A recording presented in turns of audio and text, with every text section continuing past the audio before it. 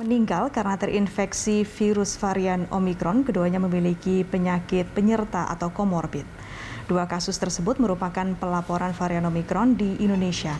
Pasien pertama meninggal di Rumah Sakit Sari Asih Ciputa, Tangerang Selatan, sementara yang kedua merupakan pelaku perjalanan luar negeri yang meninggal di RSPI Sulianti Saroso, Jakarta Utara. Kedua pasien memiliki penyakit penyerta atau komorbid. Kementerian Kesehatan meningkatkan testing, tracing, dan treatment di Pulau Jawa dan Bali. Kemenkes menjamin ketersediaan ruang isolasi terpusat, akses telemedicine, dan meningkatkan rasio tempat tidur untuk penanganan COVID di rumah sakit.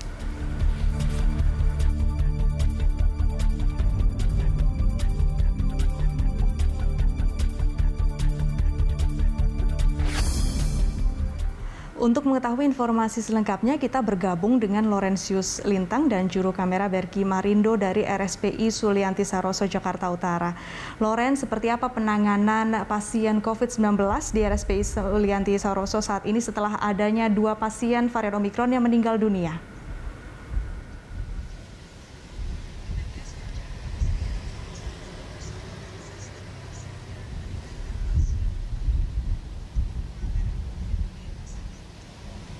Iya, selamat siang Awis. Memang pasca ditemukannya dua pasien meninggal, RSPI Sulianti Saroso terus melakukan pengawasan dengan ketat, terutama dengan pasiennya yang memiliki komorbid. Di mana sebelumnya memang Kementerian Kesehatan mencatat terdapat dua kasus konfirmasi pasien yang meninggal akibat varian Omikron, di mana ini merupakan kasus pertama begitu meninggal akibat varian Omikron, di mana salah satunya ini terdapat ataupun merupakan pasien yang dirawat di RSPI Sulianti Saroso. Di mana dari informasi yang kami dapatkan, RSPI Sulianti Saroso ini pasien yang meninggal di RSPI Sulianti Saroso ini merupakan pelaku perjalanan dalam negeri. Berikut adalah hasil perbincangan kami bersama dengan Direktur Utama RSPI Sulianti Saroso, Muhammad Syahril. Ini perempuan umur 54 tahun ya.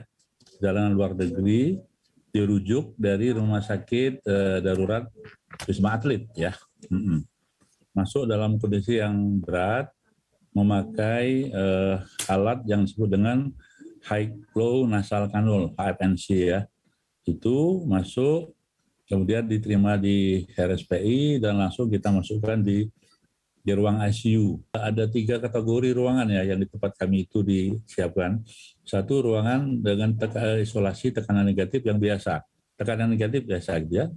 Yang kedua, ada yang disebut dengan ICU ya tanpa ventilator. Jadi di ICU tanpa ventilator. Di situ dia menggunakan alat-alat untuk oksigenasi yang tekanan tinggi maupun alat-alat untuk pertolongan penyelamatan nyawa. Nah, yang ketiga adalah ICU dengan ventilator. Jadi kalau udah berat sekali gitu, kemudian tidak bisa napas lagi pertolongan dengan alat tadi, kita masuk di ICU. Di mana memang hingga saat ini RSPI Sulianti Saroso memang masih menerima pasien COVID-19 dengan gejala sedang hingga berat maupun dengan komorbid begitu, di mana memang nanti ini akan diarahkan begitu apakah memang pasien ini akan dimasukkan ke ruang HCU ataupun ICU. Di mana untuk diketahui saat ini RSPI Sulianti Saroso sedang merawat 34 pasien COVID-19 yang terdiri dari 2 orang dengan komorbid, 3 orang dengan penyulit, dan juga 29 orang ini tanpa komorbid. Kembali ke Anda, Awis. Ya, Loren, lalu bagaimana dengan ketersediaan bed pasca meningkatnya kasus varian Omikron di Jakarta? Ya, Awis, memang di RSPI Sulianti Saroso saat ini menyebutkan bahwa sudah terdapat 112 tempat tidur khusus untuk pasien COVID-19 dan juga tentunya dengan varian Omikron, di mana ini terdiri dari ruang rawat ICU dengan tekanan negatif ini sebanyak 20 tempat tidur, dan juga ruang rawat isolasi tekanan negatif tapi dengan non-ICU ini terdapat sebanyak 54 tempat tidur, dan juga ruang rawat isolasi non tekanan negatif ini sebanyak 38 tempat tidur.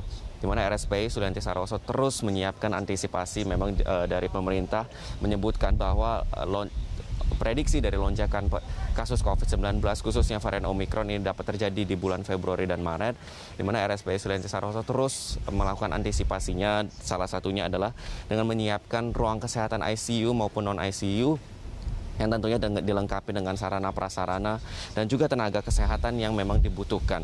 Selain itu juga RSPI Sulianti Saroso juga diperkirakan akan menambahkan 145 tempat tidur dan tentunya juga menambahkan SDM begitu jika memang nantinya terjadi ada lonjakan dari kasus COVID-19. Di mana Syahril sebagai Direktur Utama Direktur Utama Rumah Sakit RSPI Sulianti Saroso ini menyebutkan bahwa masyarakat sebenarnya tidak perlu terlalu khawatir begitu, walaupun memang sudah ditemukan 2 pasien meninggal akibat dari varian Omikron, karena memang bagi masyarakat yang memang terkena Omikron namun berada di bawah umur 45 tahun dan tidak memiliki komorbid, ini dapat melakukan isolasi di rumah ataupun tanpa harus pergi ke RSPI Sulianti Saroso begitu.